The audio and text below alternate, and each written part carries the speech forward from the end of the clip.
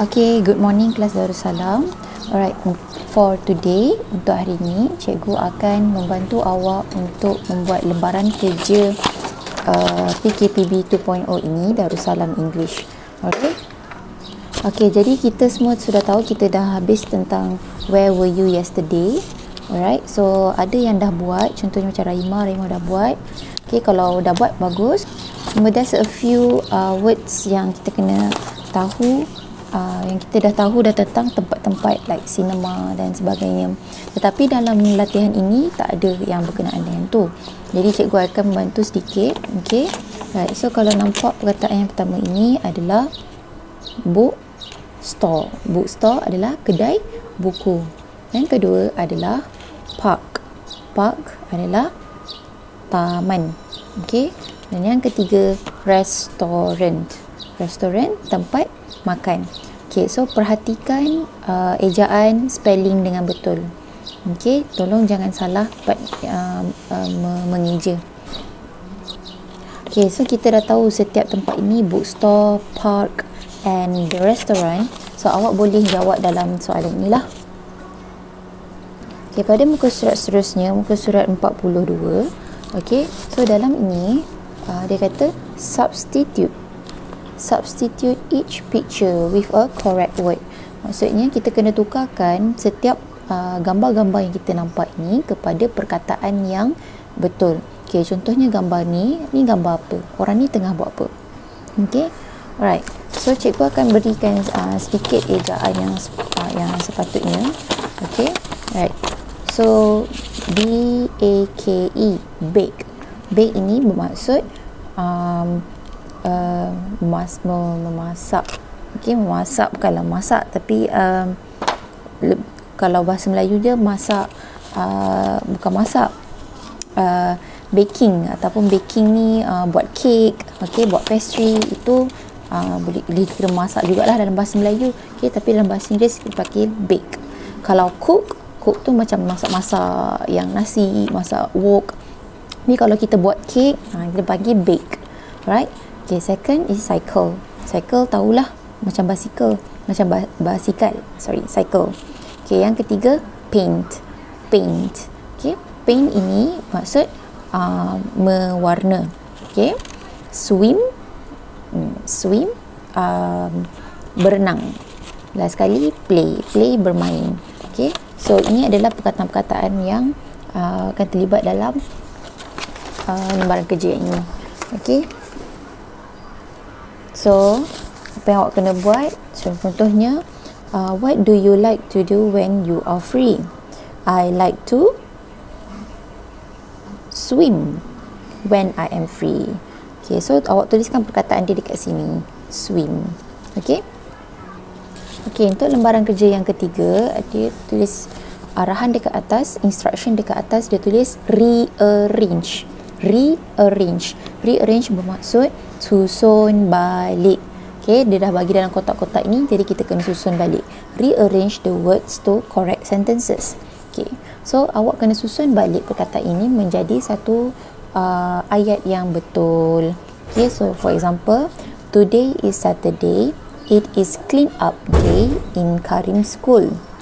Okay, sekarang nombor 1 dia bagi the school field dot nokta Karim is going to. Okay, so macam mana kita nak susun ayat?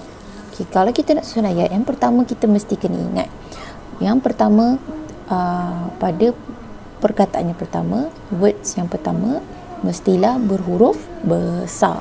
Okay, so mana yang huruf besar? Karim. Okay, so awak akan letak Karim dahulu. Karim to is going the field, school field. So apakah perkataan yang sepatutnya? Karim is going to the school field.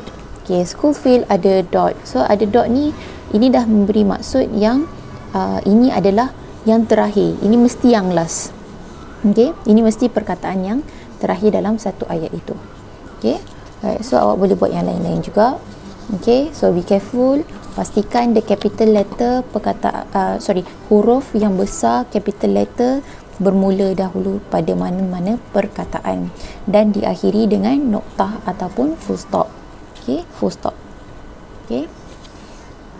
Okay, so for the page 44 ini pun juga kita dah belajar tentang in,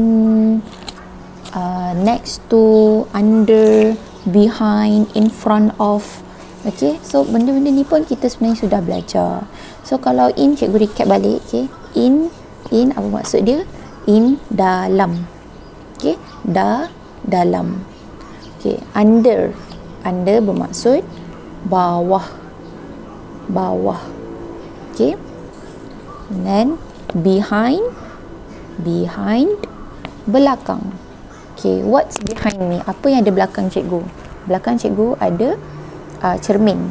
Okay, behind me is a mirror. Okay, belakang cikgu ada cermin. And then in front of, depan. Okay, depan cikgu ada kamera, depan cikgu ada phone. Okay, contohnya.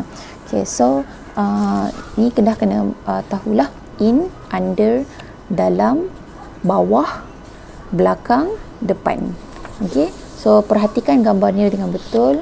Awak tuliskan dengan betul. Dia bercakap tentang apa? Yang mana depan, yang mana belakang, yang mana bawah, yang mana depan, yang mana dalam. Okay, perhatikan gambar tu betul. Kita cuba nombor 1. Number 1, the van is parked. The car. Okay, tengok. In ke?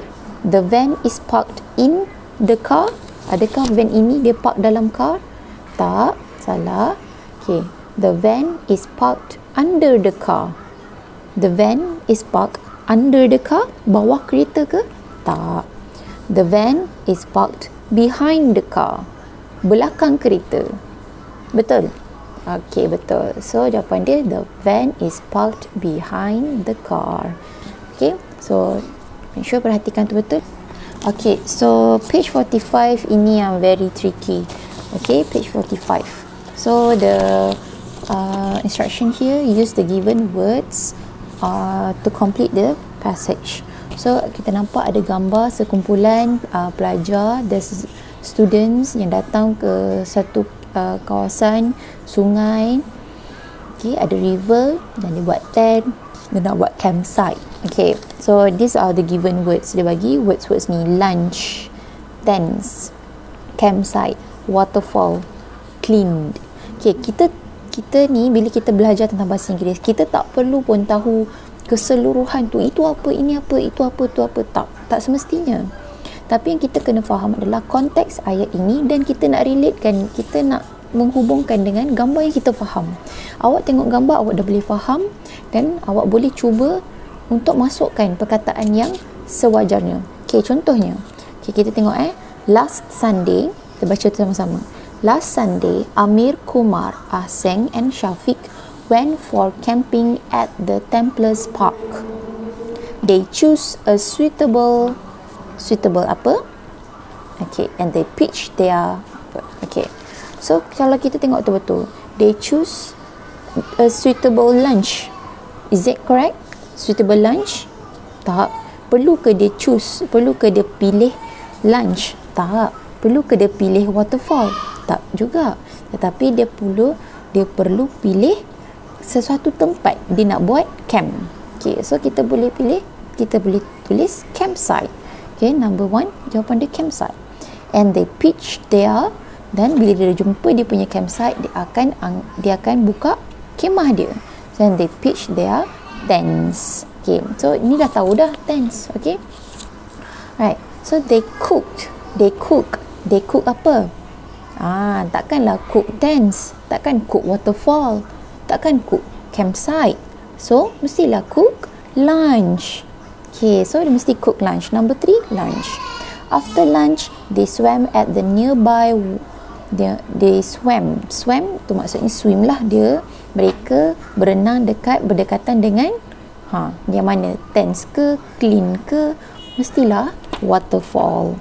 Okay, last kali, in the evening, they clean the campsite before going home.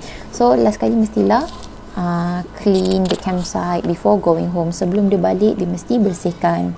Okay, it was wonderful experience for them. They promised to go for camping again during the school holidays. Okay, so that's one part. Okay, cuba habiskan itu dulu. Nanti kita akan cuba sambung bahagian writing pula. Okay. Alright, good luck. Assalamualaikum.